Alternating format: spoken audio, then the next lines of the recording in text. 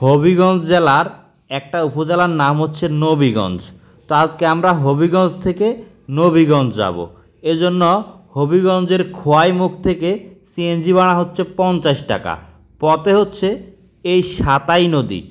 হবিগঞ্জ জেলায় অনেক সংখ্যক নদ নদী রয়েছে। নবীগঞ্জ যেতে এরকম কিছু নদীর দেখা মিলবে। এইদিকে প্রচুর ধান উৎপাদন হয়ে থাকে। যে কোনো উপজেলা ভ্রমণের মূল উপাদান কিন্তু প্রকৃতি ও জনজীবন। বিশেষ করে ওই অঞ্চলের মানুষ কিভাবে তাদের জীবন ও জীবিকা নির্বাহ করে থাকে।